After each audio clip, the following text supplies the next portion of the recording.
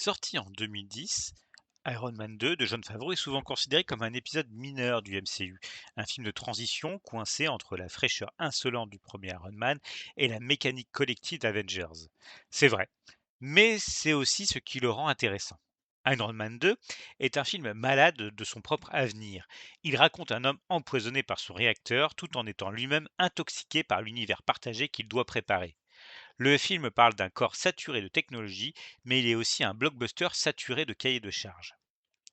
Le premier Iron Man avait la grâce d'un film de naissance. Tony Stark s'y inventait dans une grotte entre bricolage, trauma et génie industriel. Il y avait quelque chose de presque oxien dans cette manière de filmer l'intelligence pratique. Des hommes dans des ateliers, des outils, des essais, des ratés, puis soudain une machine qui vole. Iron Man 2, lui, n'a plus cette innocence de la forge. Tony Stark est devenu une marque, un spectacle, une infrastructure. Dès l'ouverture, il tombe du ciel au milieu des danseuses, des écrans géants et des applaudissements. Il ne se présente plus au monde, il se vend.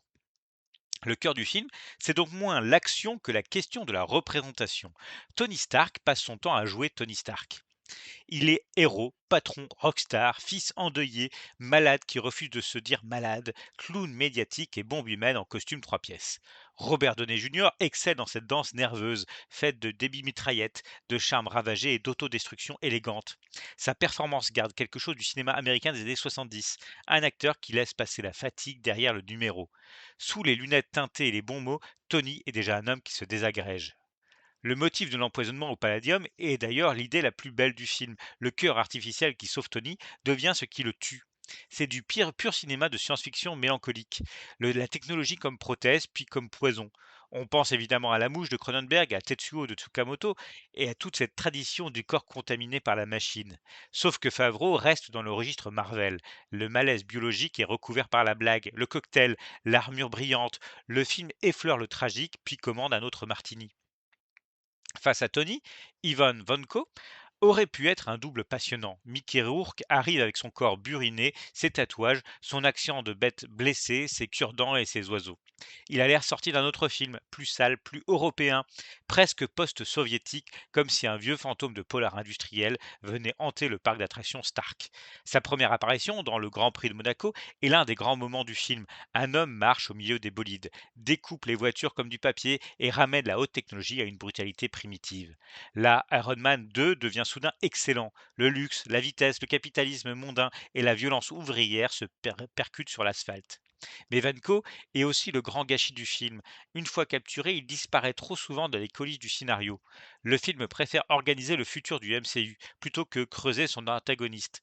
C'est dommage, parce que Vanko est le miroir noir de Tony. Lui aussi est un héritier, lui aussi vit dans l'ombre d'un père, lui aussi fabrique des machines avec une rage intime. Mais là où Tony transforme le trauma familial en empire médiatique, Vanko le transforme en vengeance artisanale. Le duel aurait pu être tragique, il devient fonctionnel. Heureusement, Iron Man 2 possède Justin Hammer. Sam Rockwell compose un méchant absolument réjouissant. Pas vraiment génial, pas vraiment dangereux, mais merveilleusement pathétique.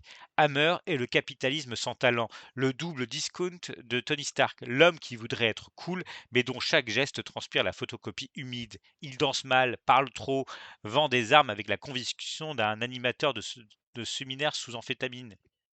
Rockwell comprend que le personnage n'est pas un grand méchant, mais un grand ridicule. C'est presque du Blake Edwards dans une salle d'armement. Le film fonctionne d'ailleurs mieux dans ses scènes de comédie industrielle que dans ses scènes d'action pure.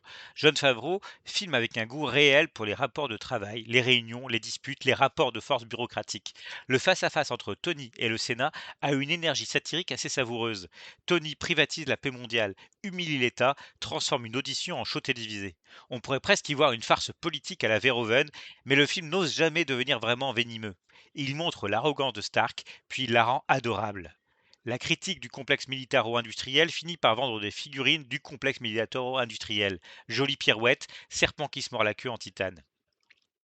L'arrivée de Natasha Romanoff, elle, symptomatique du film. Scarlett Johansson entre comme une promesse de cinéma d'espionnage, une silhouette héritée à la fois de James Bond, de Mission Impossible et de la bande dessinée Pulp. Mais le regard du film reste encore très masculin, parfois franchement décoratif. Black Widow est moins un personnage qu'une bande-annonce ambulante pour des aventures futures. Pourtant, dans sa scène de combat chez Hammer, quelque chose s'allume. Précision du geste, chorégraphie sèche, vitesse féline, le film aperçoit un autre genre possible, celui du film d'espionnage acrobatique, avant de revenir à ses robots. La relation entre Tony et Pepper Potts reste l'un des meilleurs éléments. Gwyneth Paltrow et Robert Downey Jr. prolongent une dynamique de comédie sophistiquée, presque screwball. Deux personnages qui s'aiment parce qu'ils s'interrompent parfaitement. Pepper est la seule personne capable de ramener Tony à sa médiocrité quotidienne.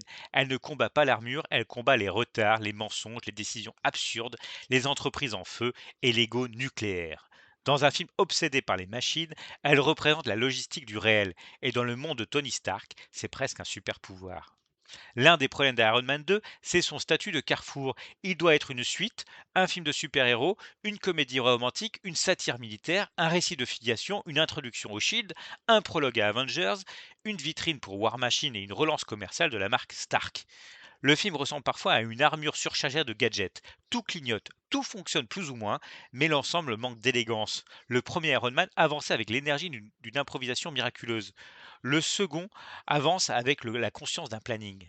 War Machine illustre bien cette logique. Don Cheadle apporte une sobriété bienvenue à James Rhodes.